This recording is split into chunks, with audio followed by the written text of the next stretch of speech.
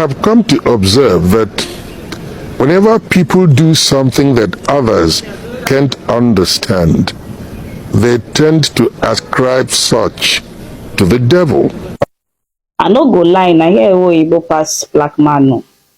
A white man would basically see something and it's going to pique his curiosity. He will try to understand what is actually happening. He will try to know why that thing is behaving that way. He would not first of all try to give it one kind of a spiritual meaning. He would first of all try to basically understand, why does this thing work this way? Why is it working this way? What if you put it this way?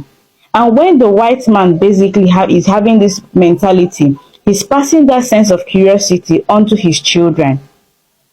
You will now see his children, maybe in the time of his father was doing something in a certain way. The child will say, my father did this in a certain way, why don't I do it in this way? The Oyibo, the white child, the Pekin, he would basically bring up new ways of how to do the same thing that me and you are basically ascribing and attributing to some kind of a spiritual being. Now, if we bring it down to Igbo culture, or if we bring it down to our own society as in Africa, because all this juju mentality, it is predominant in African countries. Now, if we're trying to bring it down to Igbo, now you see people demonizing the Dibia and what the Dibia is doing, especially in terms of Ogun. When the Dibia basically finds two herbs, mixes them together, and says some kind of few words, and we spiritualize it. Now, when you see people in the church and they're praying against charms, they're literally praying against roots. That's why in Igbo spirituality, ordinarily, when you have a problem relating to charm, you don't see the Dibia basically going into the shrine to go and ring bells or call the spirits. No. What the Dibia does is to go to the bush and get leaves and herbs and roots, which the Dibia is going to basically use to counter effects and counteract whatever thing somebody has done for you, the evil eye or the bad luck or the bad spell that have been cast on you.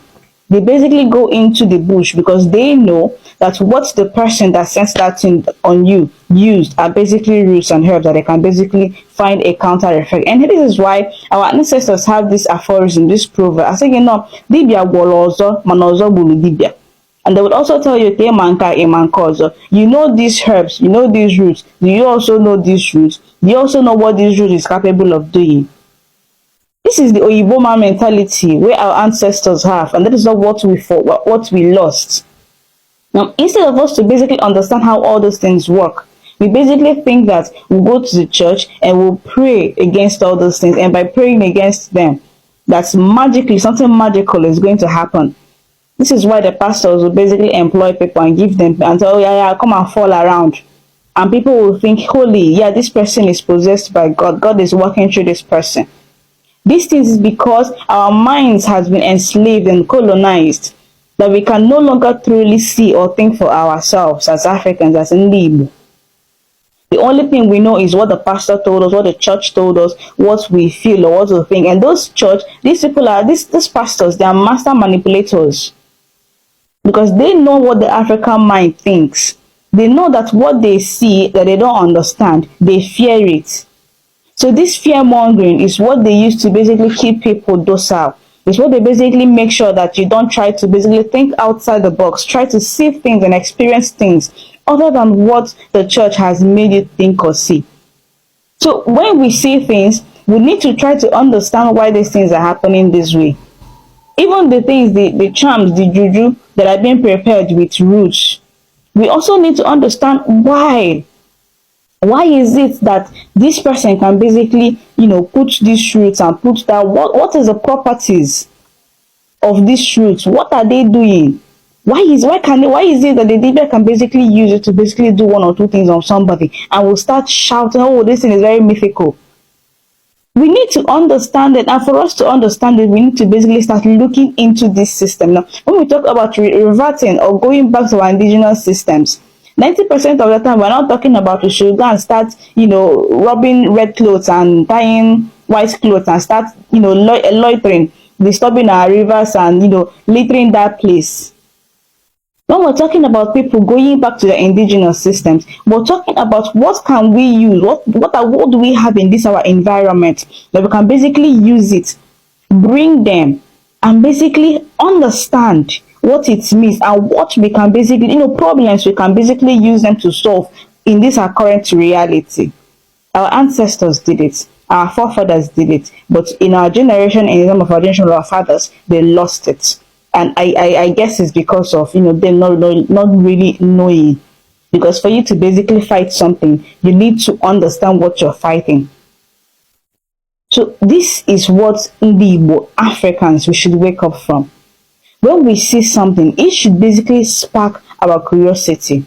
We should have a drive, a zeal to basically understand what these things are and why they are working or functioning in a certain way. Because when we understand why this thing is this way, we can now be able to use it to develop our society.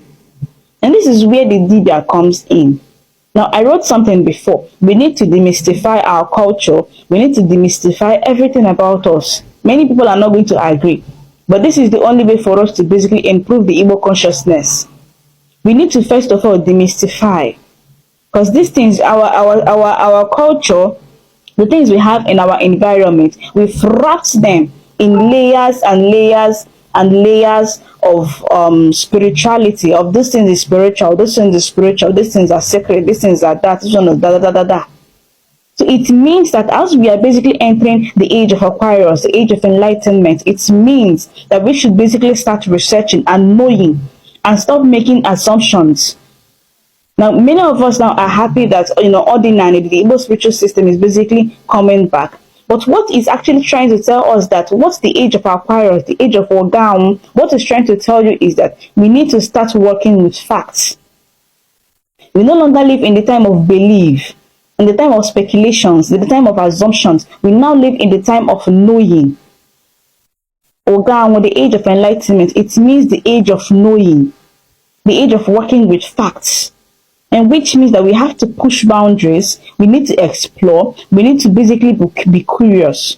Then from there, we now set up or establish something that is going to trickle into the next generation, meaning that our predecessors or the next generations are now going to build a better African society, a better Igbo society based on the foundation that we have currently laid. And we cannot lay all those foundations when we've wrapped up everything about us with fears and speculations and fears. And the Christianity is not even doing us any good.